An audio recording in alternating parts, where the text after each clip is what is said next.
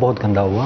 याच्यामध्ये अजून एक सांगायला मी सांगू शकेन की जेव्हा आम्ही तिकडे गेलो आणि तिकडच्या जवळजवळ 80% मराठी नागरिक जे तिथं अडकले होते त्या सगळ्यांशी आम्ही बोललो 1 to 1. त्या संवादामध्ये आम्हाला असं आढळलं की हे जे 3 ते 4 दिवस होते त्याच्यामध्ये, म्हणजे हे आवर्जून सांगायचं कारण काय की आपल्या इकडे एक प्रोपोगंडा काही जणांनी राबवला की त्यांचा तो व्यवसाय आहे, त्यांचा तो धंदा आहे, म्हणून ते सॉफ्ट अँगल मिळावा म्हणून अशा पद्धतीने काहीतरी करतायत. पण आपल्याला तेवढे कळतं की सॉफ्ट अँगल हवा म्हणून कोण करतं आणि खरंच मनापासून कोण करतं आहे. म्हणजे एक ताई अशा होत्या की पिंपरी चिंचवडच्या का पुण्यातल्या होत्या, त्यांना रात्री 11 साडे 11 वाजता त्यांची शुगरच्या म्हणजे हे झाली होती, लो झाली होती, त्यांना गोळ्या हव्या होत्या.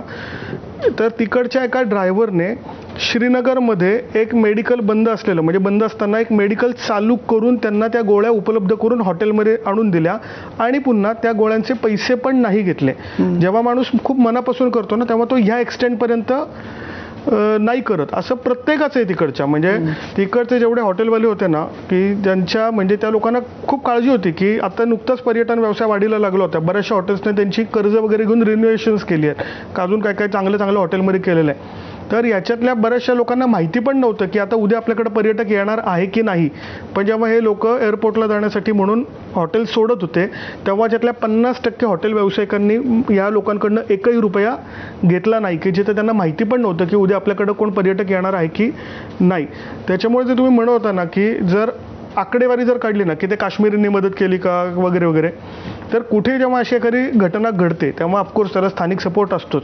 आता हा आपला कॉल आहे की आपण नेमकं काय बघायचं, किती लोक असतील त्या डोक्यावरनं. तिथं हल्ला करणारे समजा 10 जण असतील, त्यांना खबरी देणारे प्लॅनर्स वगैरे सगळं मिळून 100 लोक असतील.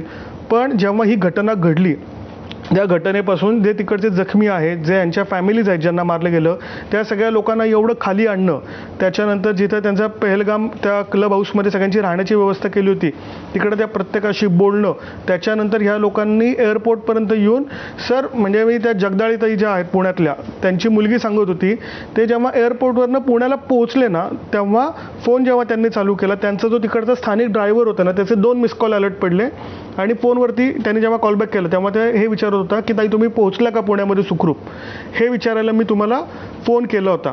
तर हा जो आकडा आहे ना, हे जर घडवून आणणारे 100 जण असतील ना तर ह्या केसमध्ये या सगळ्या लोकांच्या बरोबरीने उभे राहणारी लोक ही हजारोंमध्ये.